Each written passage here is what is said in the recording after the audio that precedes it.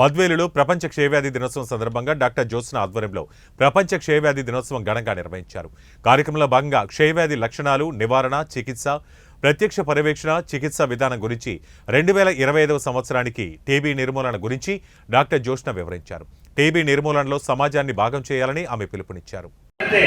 Community లెవెల్లో వాళ్ళ యొక్క ఇబ్బందులు లేకుండా ఎవరైతే ఇప్పుడు ఆల్రెడీ జబ్బుతో బాధపడుతున్నారో వాళ్ళందరినీ కూడా మనం ఐడెంటిఫై చేసి మెయిన్ హై రిస్క్ గ్రూప్స్ ఎటువంటి ఏమేమి ఉంటాయమ్మా?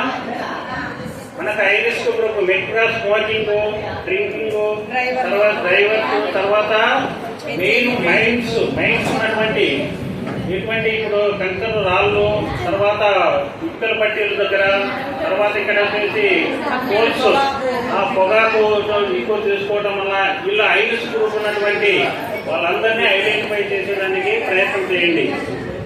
వాళ్ళలో మనము దాదాపు ఇప్పుడు మేడం అన్నట్టు ప్రతి ఒక్కరికి కూడా పాజిటివ్ ఆర్గాన్ అయినటువంటి టీబీకి సంబంధించినటువంటి ఆర్గాన్ ఉంటుంది. దాన్ని ఎప్పుడైతే రెసిస్టెంట్ మనకు తగ్గుతుందో వ్యాధి లక్షణాలు బయటపడుతున్నాయి. ఇన్ని కంట్రోల్ కావాలంటే మన చేతిలోనే, మీ చేతిలోనే ఉంది. ఫస్ట్ ఇన్ఫార్మర్స్ మీరే.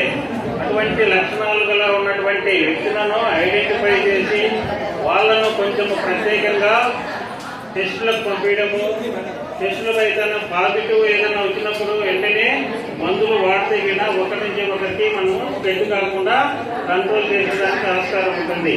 ఇప్పుడు మనకు లెప్రసీ అనే కేసులు చాలా